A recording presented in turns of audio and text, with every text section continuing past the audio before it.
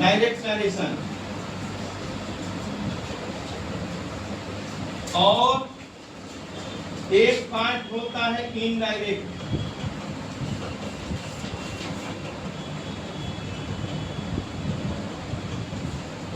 अब देखिए direct narration के दो पार्ट हो गए। डायरेक्ट नरेशन के दो पार्ट हो गए, एक को बोलेंगे रिपोर्टिंग वर्ब और एक को बोलेंगे रिपोर्टेड स्पीच। और इनडायरेक्ट नरेशन के कोई पार्ट नहीं होते हैं। क्लियर हो गया? अब यहाँ पे रिपोर्टिंग वर्ब और रिपोर्टेड स्पीच दोनों में कैसे आइडेंटिफाई करेंगे कि रिपोर्टिंग वर्ब क्या है, रिपोर्टेड स्पीच क्या है। तो पहले हम लोग डायरेक्ट नरेशन को देखेंगे। एक सेंटेंस में यहाँ एक सेंटेंस लिख दिए, he said I am a boy। एक सेंटेंस लिख दिए, बहुत सिंपल सा सेंटेंस है। तो पहला चीज है कि सेंटेंस में अगर इन्वर्टेड कॉमा होगा, किसी भी सेंटेंस में अगर इन्वर्टेड कॉमा होगा तो उसको हम लोग बोलेंगे डायरेक्ट नरेशन। याद कर लीजिएगा, किसी भी सेंटेंस में अगर इन्वर्टेड कॉमा आएगा उसको हम लोग बोलेंगे डायरेक्ट नरेशन। और इनडायरेक्ट नरेशन का मतलब कि अगर इस सेंटेंस को हम लोग चेंज कर दिए, he said that he was a boy, तो इन्वर्टेड कॉमा अगर हट जाएगा तो उसको हम लोग बोलेंगे इनडायरेक्ट नरेशन। अगर इन्वर्टेड कॉमा हटा दिए गए तो इनडायरेक्ट नरेशन है। डायरेक्ट नरेशन से इनडायरेक्ट नरेशन हमको चेंज करना है। ओके, डायरेक्ट नरेशन से इनडायरेक्ट नरेशन। अब यहाँ पे बात आता है कि रिपोर्टिंग वर्ब क्या है। ध्यान रखेंगे, इन्वर्टेड कॉमा के पहले जो सेंटेंस मिलेगा डायरेक्ट नरेशन में, मैं क्या बोला हूँ, डायरेक्ट नरेशन के दो पार्ट होते हैं, एक रिपोर्टिंग वर्ब, दूसरा रिपोर्टेड स्पीच। अभी क्या बोले हम कि डायरेक्ट नरेशन कहाँ है, यहाँ है। इसके दो हिस्से होगा, एक हिस्सा और दूसरा हिस्सा। तो ही सेड यानी कि इन्वर्टेड कॉमा में सेंटेंस नहीं है ना, तो जब नहीं है तो इसको हम लोग बोलेंगे रिपोर्टिंग वर्ब। और ये जो सेंटेंस इन्वर्टेड कॉमा के अंदर है इसको बोलेंगे हम लोग रिपोर्टेड स्पीच। इतना समझ में आया? दूसरा चीज देखिए कि ये पूरा जो नरेशन है वो हम लोग का सन बटा में 123 पर, सन बटा में 123 के रूल पे चलता है। इसका मतलब हुआ कि फर्स्ट पर्सन के अकॉर्डिंग क्या होगा, सब्जेक्ट चेंज होगा। और जो सेकंड पर्सन है वो चेंज होगा ऑब्जेक्ट के अकॉर्डिंग। और जो थर्ड पर्सन है, अगर थर्ड पर्सन सब्जेक्ट होगा तो किसी तरह का कोई बदलाव नहीं। डायरेक्ट नरेशन का मतलब समझ लीजिए कि अगर मैं अभी बोला हूं इसके पहले कि इसमें दो चीज, एक स्पीकर, दूसरा ऑडियंस। ऑडियंस का मतलब सुनने वाला, स्पीकर का मतलब बोलने वाला। स्पीकर माने बोलने वाला, मैं क्या हूँ, स्पीकर हूँ, आप लोग क्या हो, ऑडियंस हो। तो डायरेक्ट नरेशन का मतलब हुआ कि अगर किसी के यानी वक्ता के कहे हुए बात को श्रोता ठीक उसी के अंदाज में समझ जाए उसको डायरेक्ट नरेशन कहेंगे।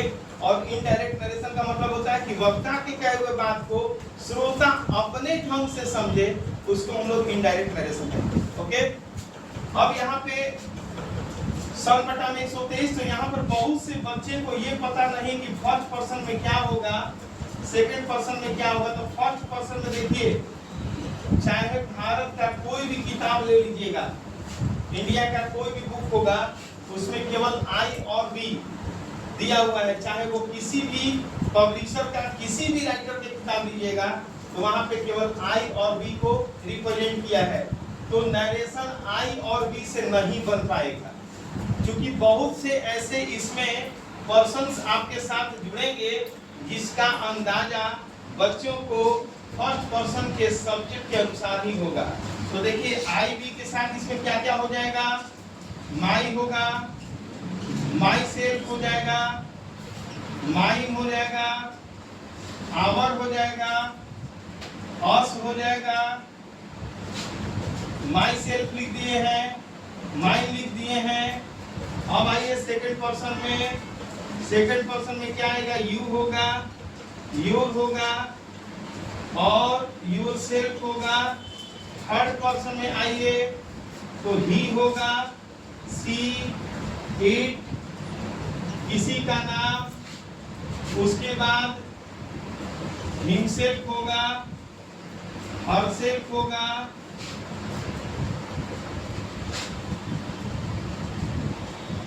हिम होगा, हरसेल्फ होगा, नेम होगा, सी होगा, इट होगा।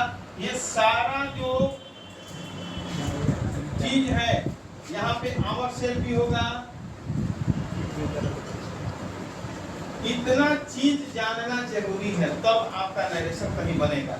बुक में क्या मिलेगा, आई बी, सेकंड पर्सन में क्या मिलेगा, यू, थर्ड पर्सन में ही, सी, इट, नेम, बस इतना ही मिलेगा। तो ये सारा चीज आपको जानना जरूरी है, तब आपका कहीं। अब इसमें हिमसेल्फ हो गया, हरसेल्फ हो गया, इटसेल्फ हो गया, हाँ इसमें आवर सेल्फ लिखे हैं, आवर सेल्फ हो गया। तो ये सारा चीज। अब एक सेंटेंस यहाँ पे लिखते हैं, हम एक सेंटेंस लिखते हैं, Ram said to me, inverted comma, I am a good boy.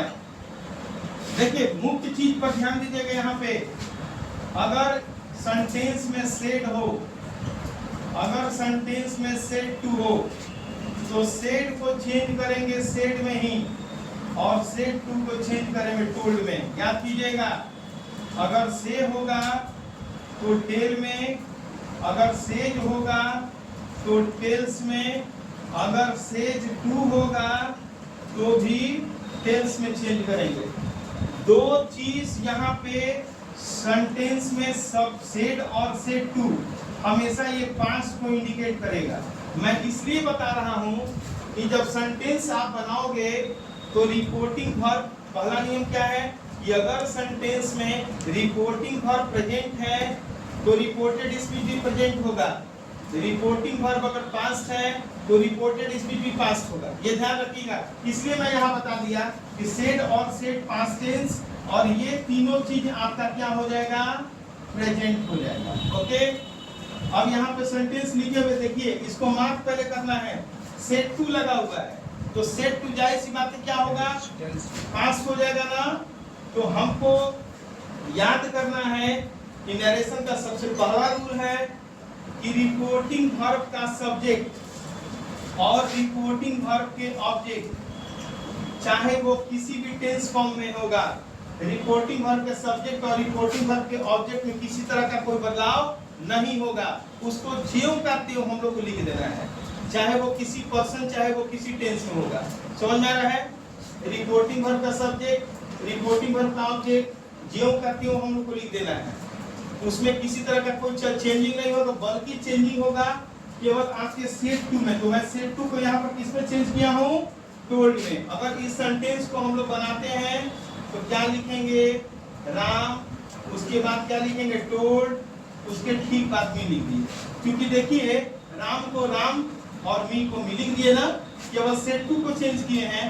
अब इस इन्वर्टेड कॉमा के जगह पे सेंटेंस में बहुत से अलग अलग सेंटेंस, जैसे एक्सक्लेमेटरी का, इंट्रोगेटिव का, अफर्मेटिव का, इंपरेटिव का, तो बहुत सारे सेंटेंस का सबका रूल क्या है, अलग अलग है। हम यहाँ पे सिंपल टेंस जो कि केवल पर्सन का मैं यहाँ पे सेंटेंस लिखा हूँ, केवल पर्सन। पर्सन मैं इसलिए बोल रहा हूँ क्योंकि यहाँ पे ईजेमार लगा तो वर्ब का कंडीशन में चेंज नहीं हुआ।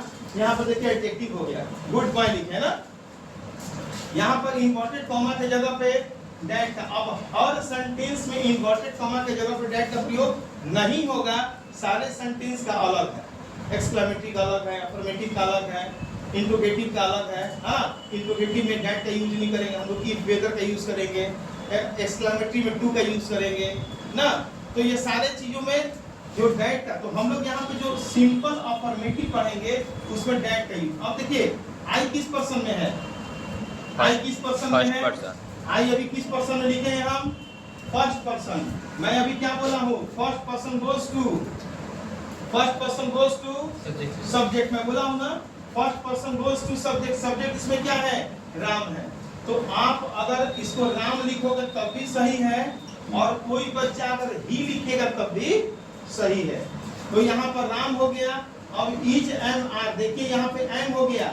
अभी मैं बोला हूँ कि जिस टेंस में रिपोर्टिंग वर्ब होगा उसी टेंस में रिपोर्टेड स्पीच को चेंज किया जाएगा। जिस टेंस में रिपोर्टिंग वर्ब होगा रिपोर्टेड स्पीच उसी टेंस में चेंज होगा। आखिर कैसे, देखो यहाँ पे सेट, एकदम आसान सा चीज है।